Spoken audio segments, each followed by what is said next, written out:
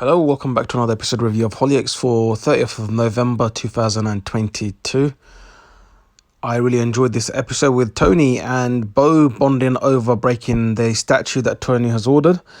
So Tony's basically ordered a statue for the village. It turns out it was actually a statue of him, even though he didn't mean to.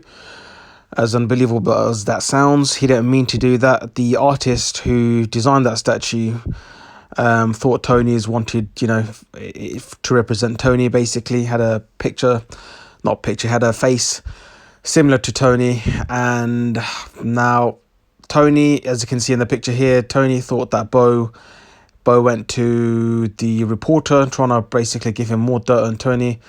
Bo's just saying no, he's just asking the reporter to take the article down. Tony was pretty grateful. Seems like he cancelled the DNA test. I don't know. Well, they didn't talk more about it, but I think Tony, I don't know, I feel like there's more to the story. Like, if someone claims to be your son, then you should do a DNA test, especially if the son's like over 20, 25. And I think, anyway, Tony asked Bo for more help. Bo offered more help. They went together where the statue is located in some sort of garden. I don't know whose garden it was. And basically they started getting their tools out to break off the head. That's what Tony planned afterwards. First, he took some clay, I believe, and put it around the nose, making the nose look bigger on the statue. And obviously his son, Bo, said, "Oh, now it looks even more like you." I don't know, I'm pretty sure some viewers and myself found that funny. And it's Tony kind of went to plan B, which was take off the head, and which they successfully done. I kind of like them two together, Tony and Bo. They seem to be kind of like a funny duo. I've noticed that with when Bo befriended James Nightingale as well, when they were doing a bit of fishing or something. He's one of those characters that just gets along with anyone. Same with Liberty. He's giving her advice, this and that. Damon's obviously scared that Liberty's probably going to go with him or not. I don't think Bo's even interested. He just seems like I said in my previous episode review, he just seems like a very blasé guy that just goes around, just wants to relax, be very friendly to others. Just a very cool guy, to be honest. And the fact that they had their father and son bonding moment, I think it could be some beginning of a new, I don't know, relationship between the father and son, the long lost father and son, I'd say. I think Tony, because he's just naturally comedic, I think Bo can step in and kind of complement that comedy duo as like father and son. I think we've got a lot more to see as viewers, to be honest, and I'm kind of enjoying and can't wait to see that in the near future. Moving on, as I spoke about Liberty earlier, she's got a new job, I think some jingle writer in New Zealand, very far away. Damon's obviously not happy. He kind of proposed. She didn't really, she said no, basically. I kind of felt sorry for Damon. He bought a ring and everything for quite a bit of money. I think her heart's set on New Zealand, to be honest.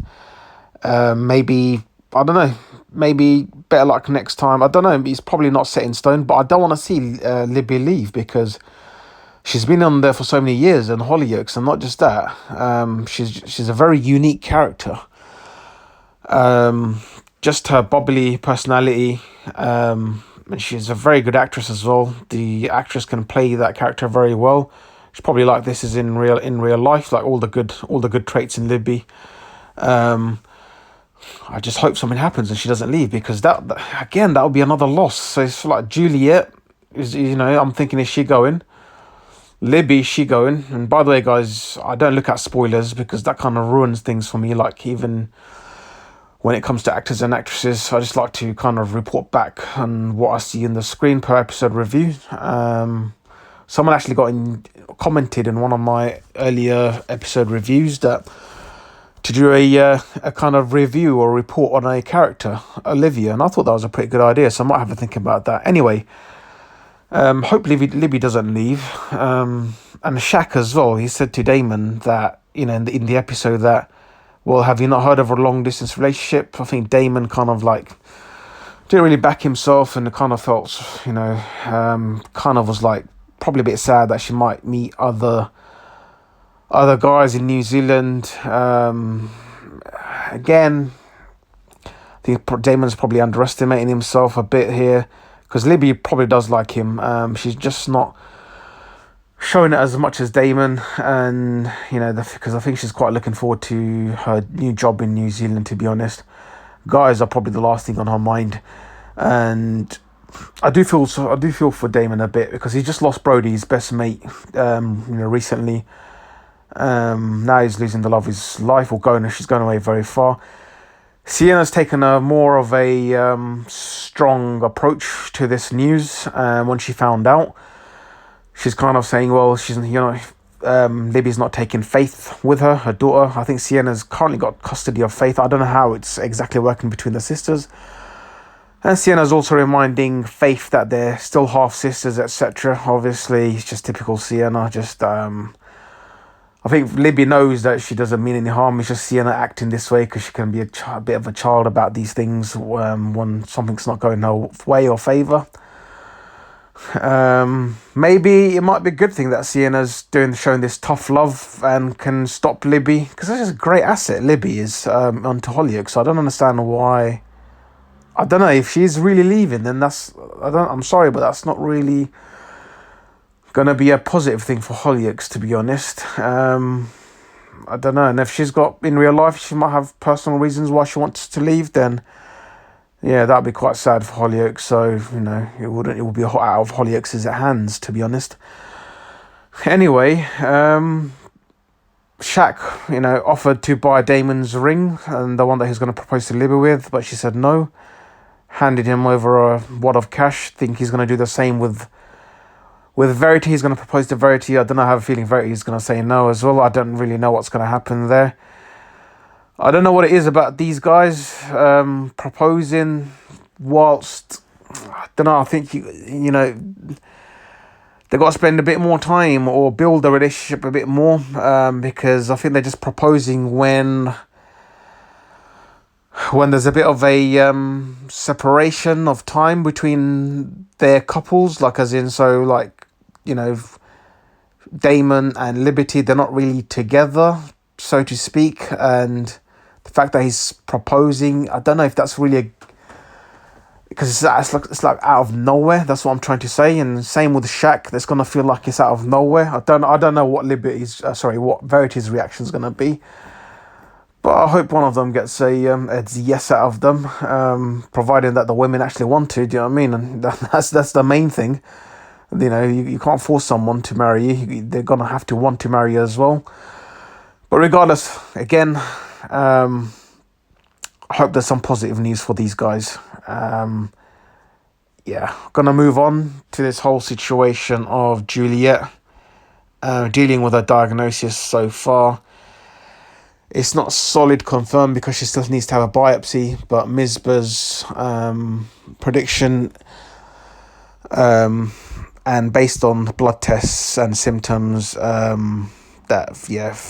might not look good for Juliet, but the biopsy will determine how far she's basically gone in, and what they can do in terms of treatment. Again, like Libby, I just hope Juliet stays. She's key characters in Hollyoaks, honestly. And I find it quite shocking and a bit. I know Juliet's going for a lot of stuff, and a bit insensitive of Juliet to kind of tell Nadia that she slept with Peri. I mean, don't get me wrong, telling the truth's good, but just how it came across and how it came out, and obviously why it happened in the first place, that should not happen with Peri. Especially when Nadia is just trying so hard just for a meeting with her dad. But unfortunately, when Nadia doesn't know what's going on Juliet's end, she's obviously going through hell. It didn't really help her when Peri obviously came onto her. She gave into her weakness.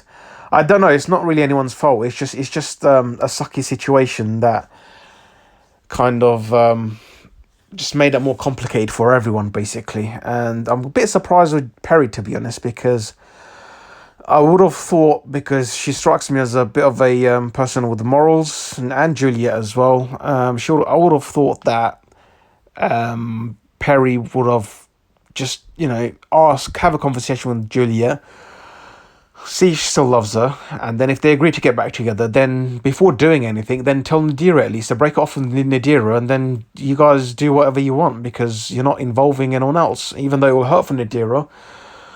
But at least you're not going behind her back or anything. I don't know. It's a very complicated situation as well.